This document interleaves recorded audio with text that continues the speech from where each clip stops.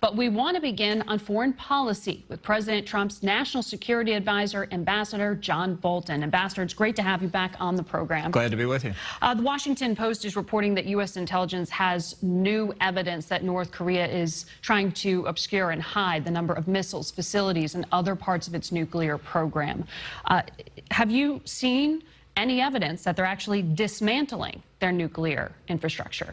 Well, I don't want to comment on that specific report. I really don't want to comment on anything related to intelligence. I'd rather discuss it as a more general proposition. We're very well aware of North Korea's patterns of behavior over decades of negotiating with the United States. We know exactly what the risks are of them using negotiations to drag out the length of time they have to continue their nuclear, chemical, biological weapons programs and ballistic missiles. The President would like to see these discussions move promptly to get a resolution. This has been the advice that China's leader Xi Jinping has given us as well. So we're going to try and proceed to implement what the two leaders agreed to in Singapore.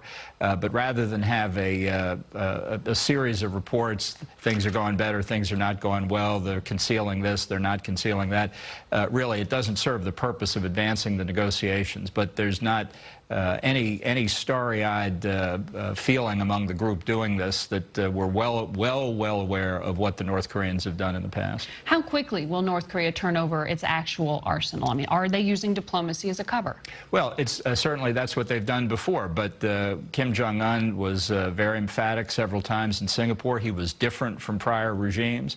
Now we'll let their actions speak for themselves. And you were emphatic that you were different here as an administration, that the weapons are going to be handed over before concessions are made when you were with us last time. Right. And we have developed a program. I'm sure that Secretary of State Mike Pompeo will be discussing this with the North Koreans in the near future about really how to dismantle all of their WMD and ballistic missile programs in a year. If they have the strategic decision already made to do that and they're cooperative, we can move very quickly. And it's to North Korea's advantage to see these programs dismantled very quickly, because then the elimination of sanctions, aid by South Korea and Japan and others can all begin to flow. Within a year?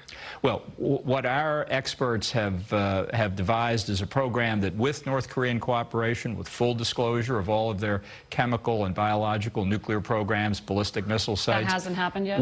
It has not. We can get, physically, we would be able to dismantle the overwhelming bulk of their programs within a year. Significant. I want to ask you, though, about the trip you just made to Moscow, where you met face-to-face yourself with Vladimir Putin to set up this July summit with President Trump. What specific changes in Russian foreign policy are you going to ask him for? What is the goal? Well, the goal of this meeting really is for the two leaders to have a chance to sit down, not in the context of some larger multilateral meeting, but just the two of them to go over what's on their mind about a whole range of issues. President Trump has just said in the past week he's going to raise things like Syria, like Ukraine, like the election meddling issue, really the whole range of issues between us. And I think that in the President's mind, this is very important because it gives him an opportunity to size up Vladimir Putin, to see where there are areas where we might make progress together and where there are areas where we may not.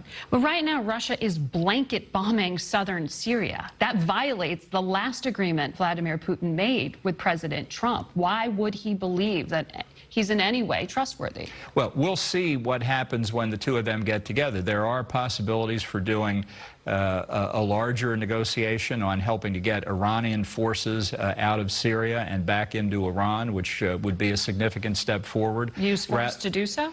To have an agreement with Russia, if that's possible.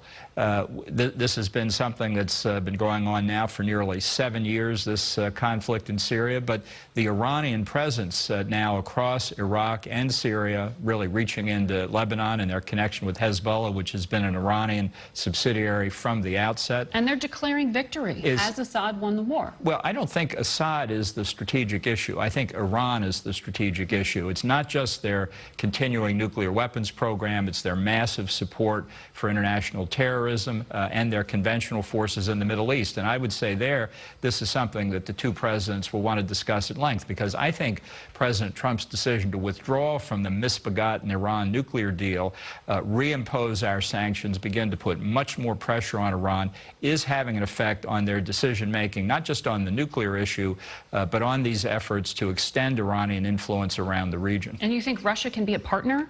We'll see. I think the Russians are always saying to us they want to cooperate on international terrorism. They've been saying that for years. They certainly have. In some areas, going back to the Bush administration, we did cooperate. On Iran, which has been the largest financier of international terrorism around the world, I think that's where the real issue is right now. I want to ask you about the Director of National Intelligence, Dan Coats, who said very clearly in June, Russia is actively targeting American society in ways that could affect our midterm elections. Did you tell Putin and his associates to knock it off? I had meetings all throughout the day on Wednesday, including with President Putin and his foreign minister and his defense minister and his diplomatic advisor for about an hour and a half. The election meddling issue was definitely something we talked about, and I thought it was significant.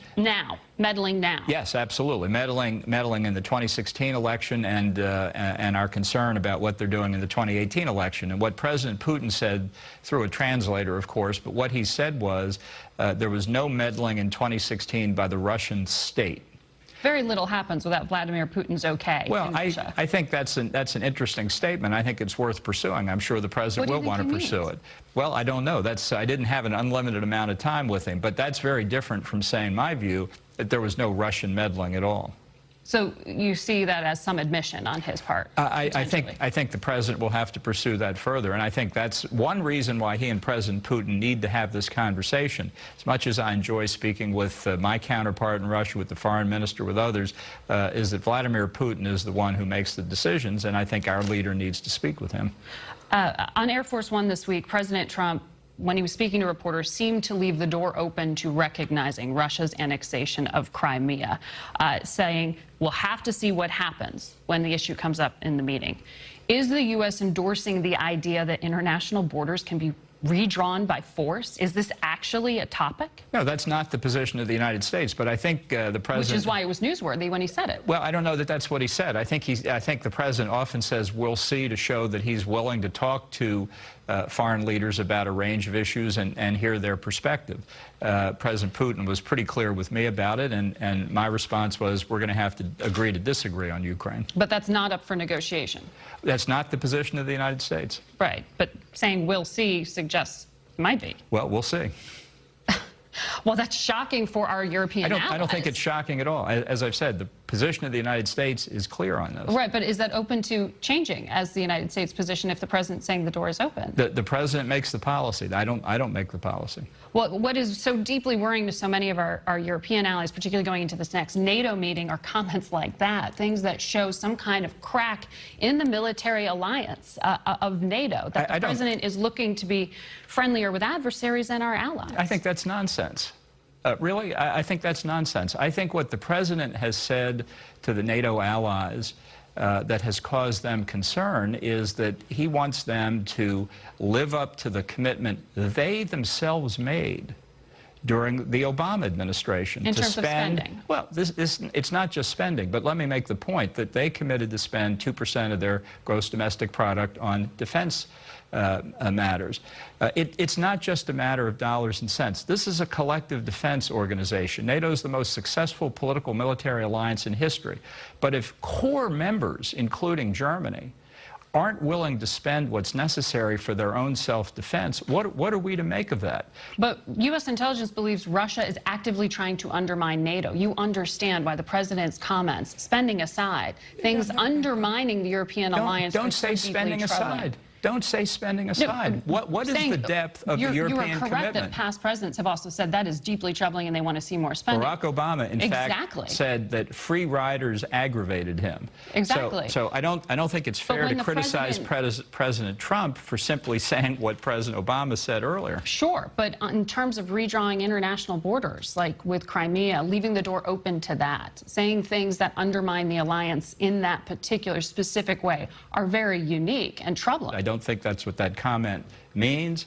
There'll be a lot of discussion. There was discussion this past week at the European Council about the EU position on Ukraine, and this is a subject where there's been disagreement among the Europeans as well. The president wants a strong NATO. If you think Russia's a threat, ask yourself this question: why is Germany spending less than 1.2% of its GNP? So when people talk about undermining the NATO alliance, you should look at those who are carrying out steps that make NATO less effective militarily.